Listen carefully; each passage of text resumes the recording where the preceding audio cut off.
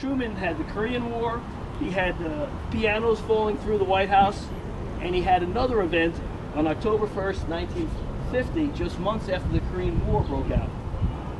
And Truman was a hard worker. He'd get up very early in the morning, but then he would take a nap after lunch. And he was actually napping on October 1st, 1950, on the second floor, behind the center window in a little bedroom. And security then was laughable compared to today. You had the sentry guard buildings here and over here, with a couple of Secret Servicemen, a couple of policemen from the Washington, D.C., just 4 or 5 security men with the President of the United States during a major war. Pennsylvania Avenue then was a busy thoroughfare. It wasn't closed down, and they took their revolvers and began firing as the traffic went by them. And one of the D.C. policemen, Leslie Coffelt, was shot, mortally wounded, fell to the ground. Literally with his dying breath, he took his revolver and he shot down one of the would-be assassins of the president. And one of the Secret Servicemen in the area, Donald Birdsell, did a brilliant thing. Imagine if you're on guard duty here and 2 assassins come rushing towards you. Your inclination would be to rush into the building, right? And take cover, maybe grab an automatic rifle inside, maybe try to get help. Donald Birdsell did a brilliant thing. Instead of rushing into the building, he rushed out into the street, past the assassins, firing as he did, throwing their fire towards him and away from the president's building. He shot down the other assassin. I'll show you a picture.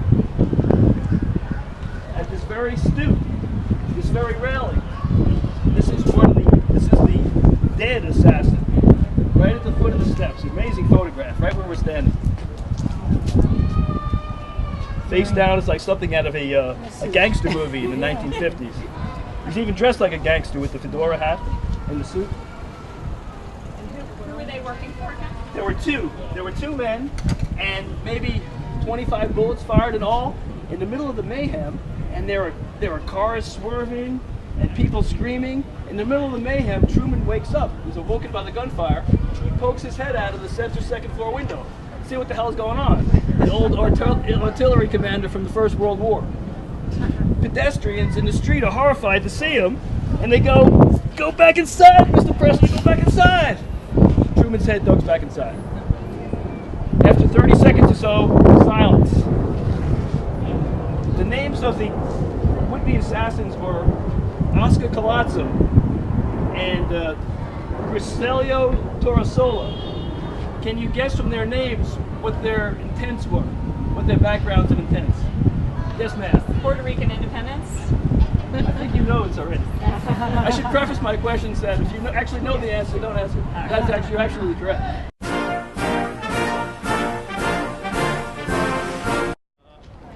One of the people talk about the election of 2016 as being one of the most contentious in American history. Maybe, but there were others far more so. 1860 is hard to beat for a wild election, but 1800 isn't bad. It was one of the most vicious in American history. You had that was the Jefferson versus John Adams election, and you had both men hiring muckrakers to drag each other through the mud.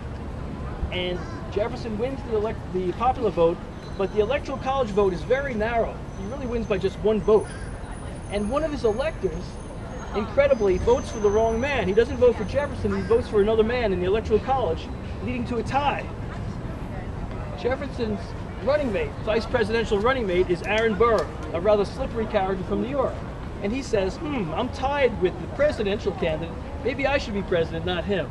And he tries to become president in the electoral college and making a number of deals. Tremendous deadlock ensues, over 30 votes, electoral college, complete deadlock. Until who steps in to save Jefferson? His arch rival, not John Adams, but Alexander Hamilton, the star of a play on Broadway right now. Hamilton reasons that Jefferson, he doesn't agree with Jefferson on anything, but the man is intelligent and patriotic, where Aaron Burr is slippery as a snake and can't be trusted at all.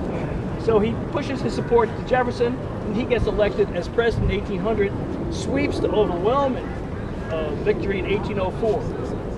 Seems on his way to that very successful 2 terms until that embargo act, that pesky embargo act of 1807.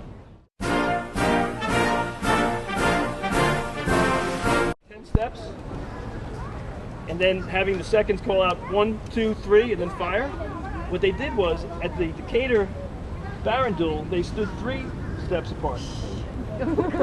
Does anyone know why they stood such a short distance apart? They were such poor shooters. They couldn't see. Can anyone guess? They couldn't see. Commodore Barron Was very dull. was nearsighted, but he hated Decatur, and he wanted to be sure he shot him. So- Wasn't there a rule for him to be down there?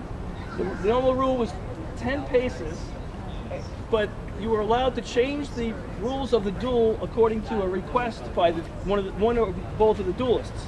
And Commodore Barron requested instead of 10 paces, they fire at 3 paces. If you can imagine this, these 2 Commodores, one of them a great war hero, with the dueling pistols blasting away from that distance. Needless to say, both men crumpled to the ground. Barron was very badly wounded, but he survived. He lived until something like 1859. He was never cashiered in the Navy after that. Decatur knew he was mortally wounded on the shot, and he was carried back from Bladensburg to the Decatur house along those rickety roads at the time in a carriage in agony, up and down, bouncing in the carriage. He was carried into the Decatur house, and his dying words were to spare his wife's Susan Wheeler Decatur. He didn't want her to see him in his death throes and his agony. So he had his seconds, his friends, take him into the living room and close the doors so he could die in peace. But he bequeathed all his wealth to his wife, and that was his last act. The good thing that came out of the Decatur Baron duel was that the Navy abolished duels after that. No more dueling among our senior officers.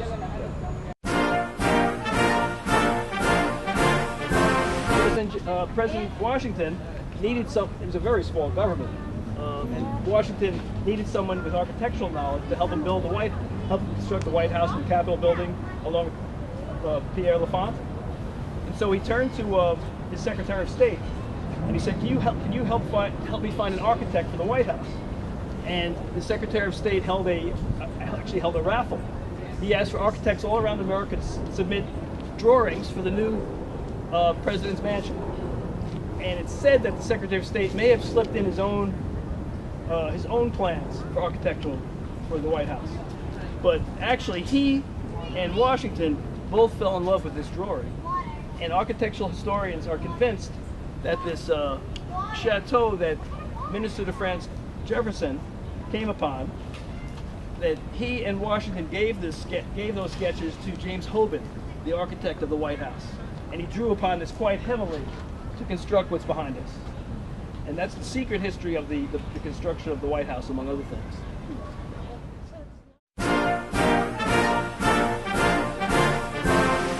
And so that's why the 2 are represented that way. Lafayette had very close relations with 4 American two-term presidents in the early years. With Jefferson as Minister of France, with George Washington especially, because during the Revolution, it was Lafayette more than any other Frenchman who brought the French on the American side to help the Americans win their independence, getting the superpower of France on their side.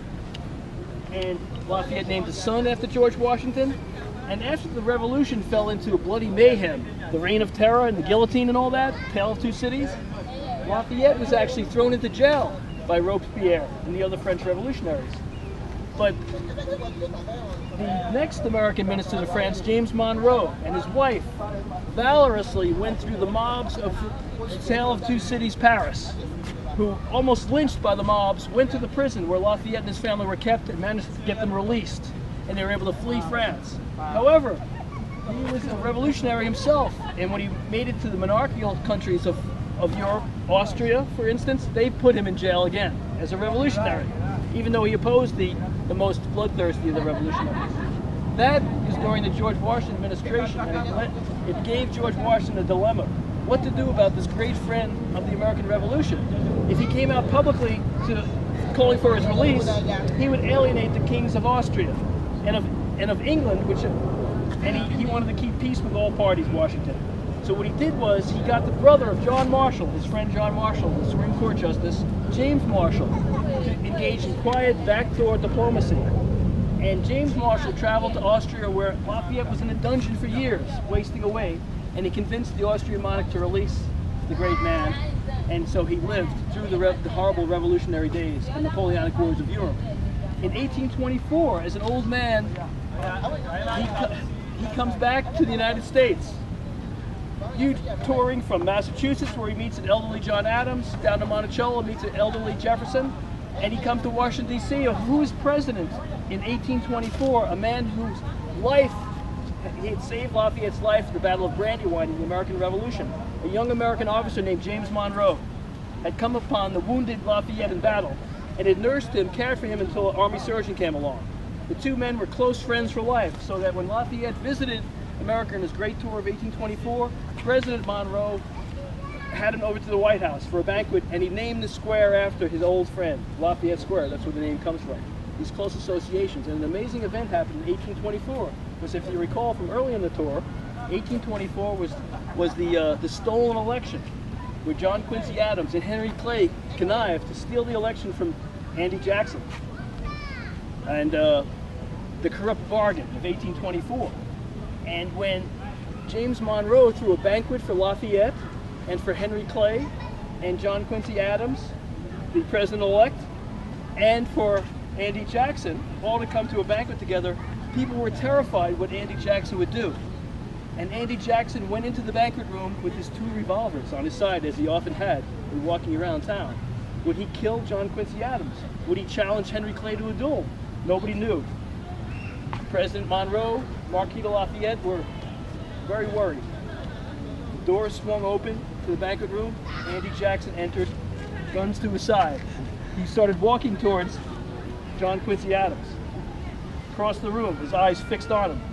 Marquis de Lafayette then had a brainstorm. He rushed across the room himself, and he greeted Andy Jackson. He said, "General, it's so great to see you here, and with all these other fellow American friends of mine. I'm so happy to be here with this banquet with you. Why don't you come join the rest of us?" And so Jackson was a little bit taken aback, and he probably didn't really intend any harm, but he walked up to John Quincy Adams and said, "Mr. President-elect, congratulations, I wish you success." And the tension in the room was broken, partly because of Marquis de Lafayette. This is another story. During his tour, when he was in Boston visiting John Adams, in Boston, he went to the inaugural opening of a battlefield from the American Revolution in Charleston, Massachusetts, the Battle of Bunker Hill, or Breed's Hill. And while he was there, at the opening ceremonies of the Battle of Bunker Hill, he borrowed a shovel from a local workman, and he started shoveling on the battlefield and taking soil and putting it into some sacks and burlap bags. And then he took the bags with him at the end of the speech and the end of his ceremony with him. And when he died some years later in France, outside of Paris, he had the soil for the Battle of Bunker Hill spread over his remains so that he could claim to be buried in American soil as the greatest friend of the American Revolution. That's why this square is and should be named after Lafayette. He was truly a great man.